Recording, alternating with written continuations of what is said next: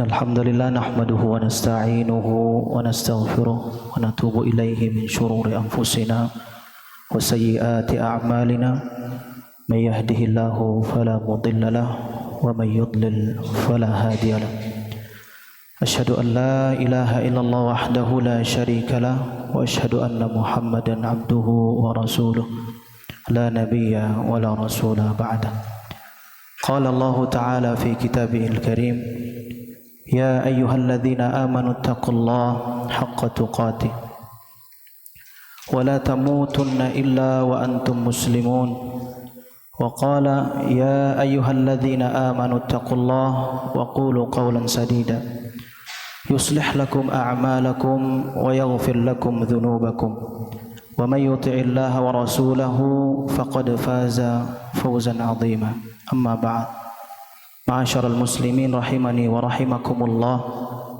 Segala puji kita panjatkan kepada Allah Subhanahu wa taala atas segala karunia dan limpahan nikmat kepada kita, yang dengan nikmatnya lah hari ini kita semua berkumpul duduk di masjid di rumah Allah Subhanahu wa taala pada hari yang mulia Sayyidul Ayyam, hari Jumat, dalam rangka menunaikan ibadah salat Jumat. Semoga setiap langkah kita menjadikan penggugur dosa, dan setiap amalan ibadah yang kita kerjakan hari ini bernilai pahala di sisi Allah. Salawat serta salam semoga senantiasa tercurah limpahkan kepada Rasulullah sallallahu alaihi wasallam, uswatun hasanah, suri tauladan yang baik untuk kita, kepada keluarga beliau, sahabat, tabi'in, tabi'ut tabi'in, serta para pengikutnya yang senantiasa istiqamah hingga akhir zaman. Ma'asyiral muslimin rahimani wa rahimakumullah. Allah Subhanahu wa taala berfirman di dalam surat Al-Ahzab ayat 36. Wa ma kana lil mu'mini wa la mu'minah idza qadallahu wa rasuluhu amra. Tidak patut bagi seorang mukmin dan mukminah jika Allah dan Rasulnya telah menetapkan satu perkara, ayyakuna lahumul khiyaratu min amrihim, ada bagi mereka pilihan-pilihan lain tentang urusan mereka. Wa may ya'sillaha wa rasulahu faqad dhalla dhalalan mubina. Barang siapa yang durhaka kepada Allah dan Rasulnya, maka ia tersesat dengan kesesatan yang nyata. Para jamaah yang dimuliakan Allah, ada 3 faedah yang disampaikan oleh Imam Ibnu Katsir dalam tafsirnya. Yang pertama, hakikat keimanan adalah menerima sepenuhnya apa-apa yang Allah sudah tetapkan. Apabila Allah dan Rasulnya telah menetapkan suatu ketetapan, ada bagi mereka pilihan lain tentang urusan-urusan mereka, maka kemudian Imam Ibnu Katsir rahimahullahu taala mengatakan, apabila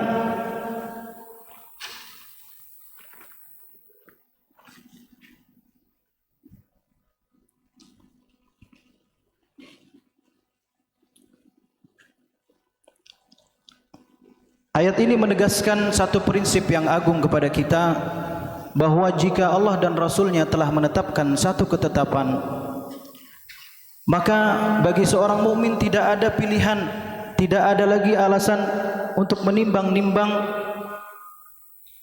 kehendaknya atas kehendaknya sendiri, untuk kemudian mereka memilih atas perasaan pribadinya. Imam Ibnu Katsir menjelaskan bahwasanya ayat ini turun untuk meluruskan sikap sebagian seorang sahabat, terutama di saat Nabi sallallahu alaihi wasallam membawa salah satu pelayannya yang bernama Zaid bin Harith untuk kemudian dinikahkan kepada seorang wanita yang bernama Zainab binti Jahsi. Kemudian pada awalnya Zainab merasa keberatan dengan perjodohan tersebut, lalu mengatakan kepada Nabi sallallahu alaihi wasallam, apakah engkau hendak ingin memaksaku untuk menikah dengannya? Apakah engkau ingin mencampuri urusan hidup pribadiku? Maka kemudian turunlah ayat ini. Lalu kemudian Zainab tatkala mendengarkan ayat tersebut, ia mengatakan kepada Nabi, wahai Rasulullah, jikalau ini perintah dari Allah dan Rasulnya, sami'na wa ata'na, maka aku tidak akan menentangnya, aku akan menikahinya. Sikap seperti inilah gambaran seorang mukmin yang sejati, keimanan yang sesungguhnya, yakni ia berserah diri kepada Allah, ridha. Ia meyakini bahwasanya setiap ketetapan ataupun pilihan Allah Subhanahu wa taala itu yang terbaik dibandingkan dengan pilihan diri sendiri. Kemudian yang kedua, kata Imam Ibnu Katsir, menolak perintah dan ketetapan, menolak perintah Allah dan Rasul sallallahu alaihi wasallam karena alasan status sosial atau alasan pertimbangan duniawi, itu adalah kesesatan. Di sebagian riwayat dijelaskan bahwasanya penolakan Zainab terhadap Zaid bin Harithah awalnya adalah terkait dengan perbedaan nasab, yang mana statusnya Zainab adalah keluarga yang terpandang dari suku Quraisy, sedangkan Zaid yang dahulunya hanya seorang budak. Dan di dalam riwayat yang lain dikatakan bahwa penolakan tersebut datang dari sebagian kecil keluarganya karena melihat status sosialnya Zaid. Maka kemudian ayat ini datang untuk pelurusan akhlak. Ayat ini datang untuk membersihkan hati. Ma'asyarul muslimin rahimani wa rahimakumullah. Maka itu seorang mukmin tidak menjadikan status sosial sebagai alasan untuk menolak perintah Allah dan Rasulnya. Kemudian yang ketiga, kata Imam Ibnu Katsir rahimahullahu taala, menolak perintah dan menolak ketetapan dan perintah Nabi sallallahu alaihi wasallam adalah satu kesesatan yang nyata. Ma'asyiral muslimin rahimani wa rahimakumullah. Ibnu Katsir menutup tafsir di dalam ayat ini dengan mengatakan bahwasanya barang siapa yang menyimpang daripada hukumnya Allah dan Rasulnya, maka ia telah memilih jalannya, jalan sesat yang jelas. Bukan hanya keliru, akan tetapi juga di dalam kesesatan yang nyata. Bahkan beliau mengatakan dengan menguatkan makna ayat tersebut dengan firman-Nya Allah Subhanahu wa taala surat An-Nisa ayat 65.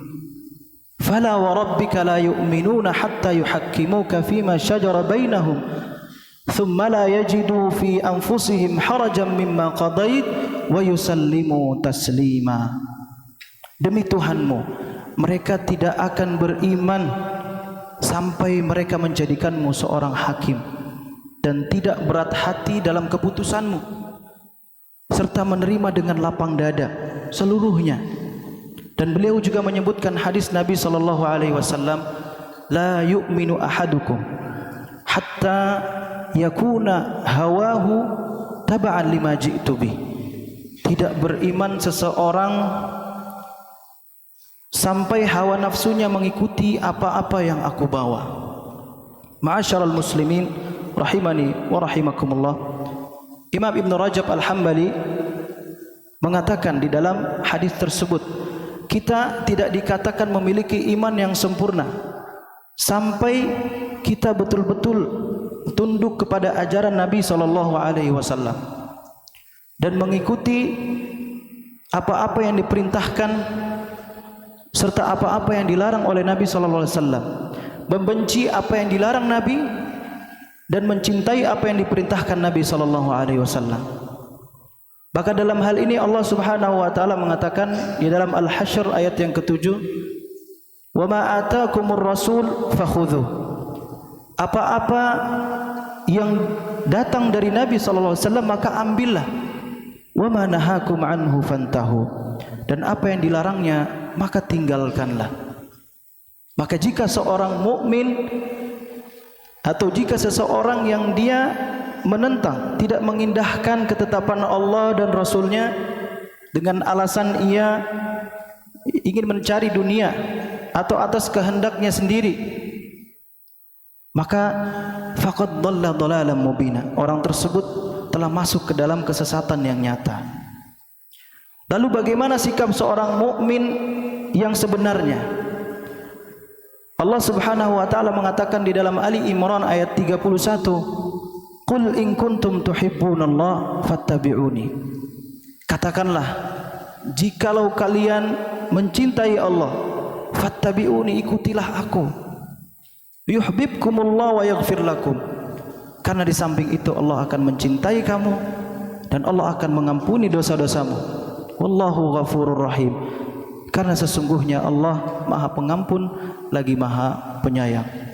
Maka semoga Allah Subhanahu wa taala memberikan taufik, hidayah, inayahnya kepada kita semua untuk terus istiqamah di atas ketaatan, ketetapan Allah dan Rasulnya, dan menghidupkan sunnah-sunnahnya.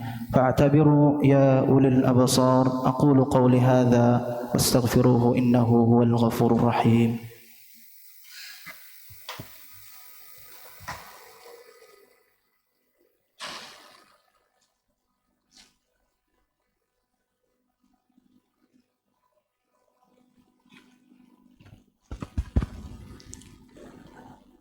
Alhamdulillahilladzi hadana lihadza wa ma kunna linahtadiya laula an hadana Allah.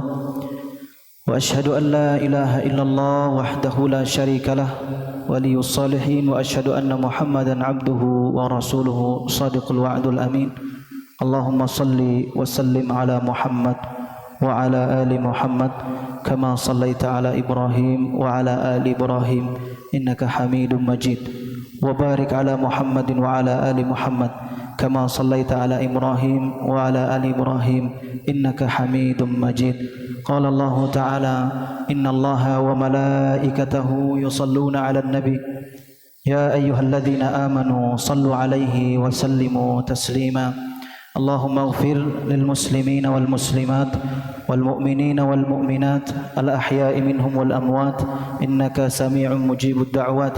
اللهم أرنا الحق حقا وارزقنا اتباعه وأرنا الباطل باطلا وارزقنا اجتنابه. اللهم انصر إخواننا المسلمين في كل مكان وفي بلادنا إندونيسيا خاصة في سومطرة وفي كل مكان والزمان. اللهم أعنا على ذكرك وشكرك وحسن عبادتك. اللهم يا مقلب القلوب ثبت قلوبنا على دينك ويا مصرف القلوب صرف قلوبنا على طاعتك.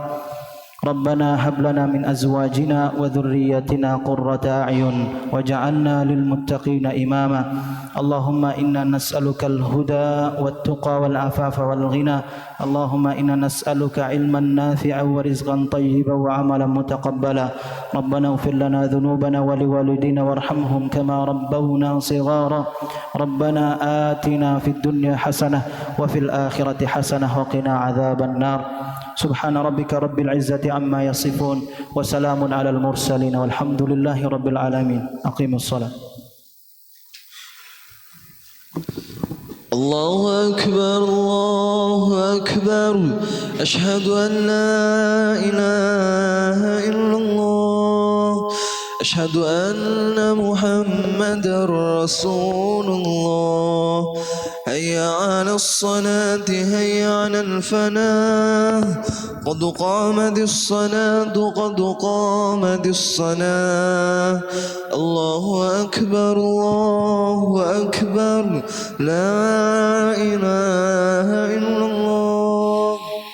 لا إله إلا الله. استووا استقيموا واعتدلوا سووا صفوفكم.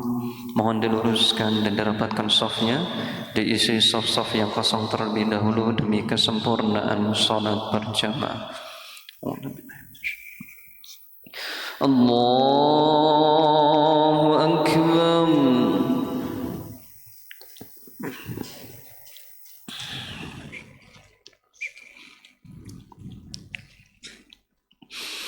Bismillahirrahmanirrahim. Alhamdulillahi Rabbil Alamin. Ar-Rahmanir Rahim. Maliki Yawmiddin. Iyyaka na'budu wa iyyaka nasta'in. Ihdinas siratal mustaqim. صراط الذين أنعمت عليهم غير المغضوب عليهم ولا الضالين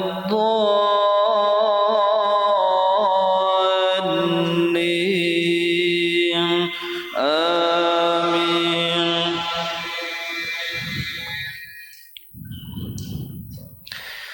قل اللهم مالك الملك تؤتي الملك من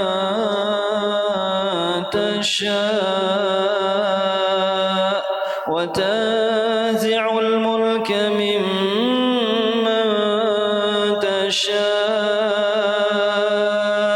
وتعز من تشاء وتذل من تشاء بيدك الخير إنك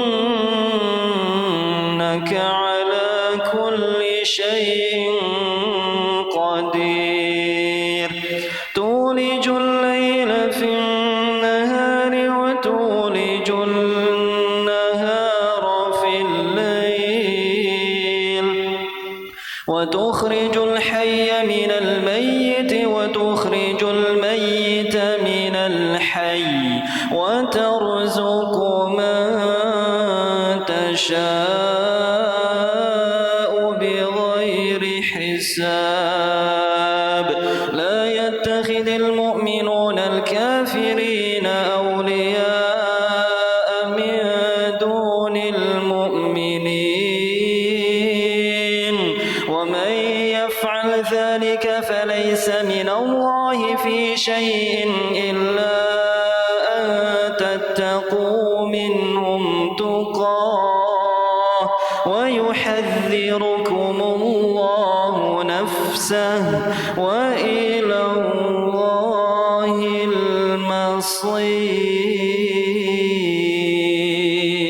المصير.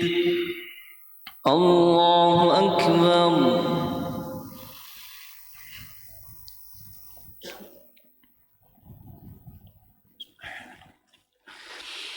سمع الله لمن حمده.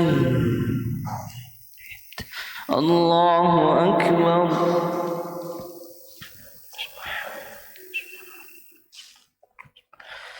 الله أكبر.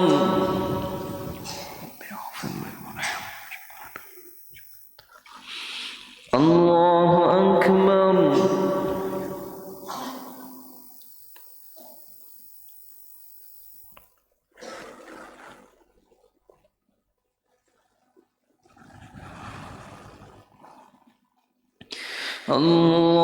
الله أكبر. بسم الله الرحمن الرحيم. الحمد لله رب العالمين الرحمن الرحيم مالك يوم الدين. إياك نعبد وإياك نستعين اهدنا الصراط المستقيم صراط الذين أنعمت عليهم غير المغضوب عليهم ولا الضالين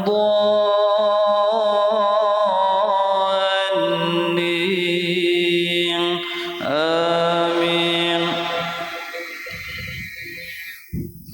قل إن تخفوا ما في صدوركم أو تبدوه يعلمه الله ويعلم ما في السماوات وما في الأرض والله على كل شيء قدير. يوم تجد كل نفس ما عملت من خير محضرا وما عملت من سوء تود لو أن بينها وبينه أمدا بعيدا ويحذركم الله نفسه والله والله رؤوف بالعباد قل إن كنتم تحبون الله فاتبعوني يحببكم الله ويغفر لكم ذنوبكم والله غفور رحيم قل أطيعوا الله والرسول فإن تولوا فإن الله لا يحب الكافرين الله أكبر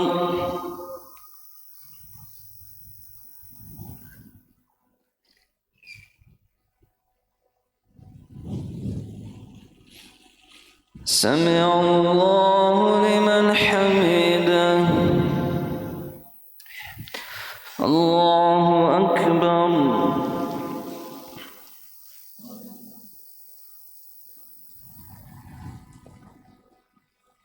الله أكبر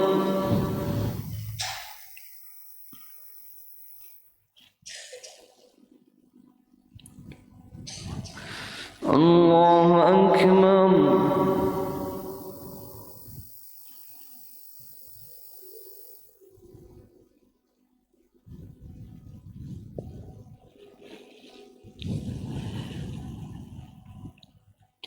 الله أكبر التحيات لله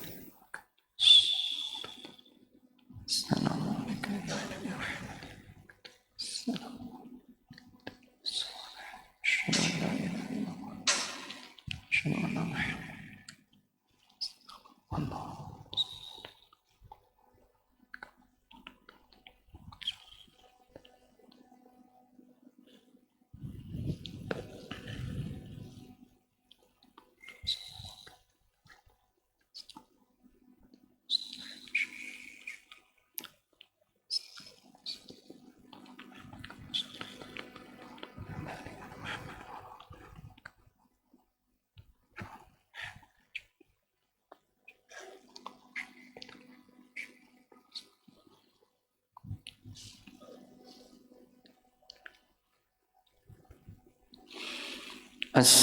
السلام عليكم ورحمة الله السلام عليكم ورحمة الله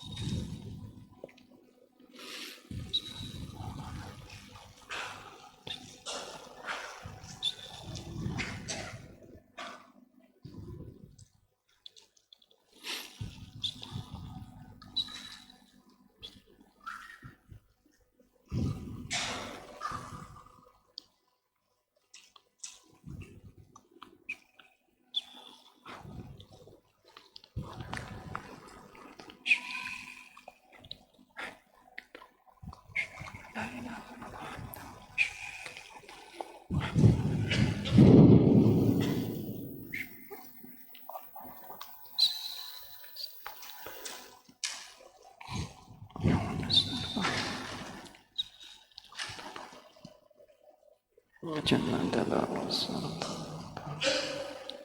تعالى هداية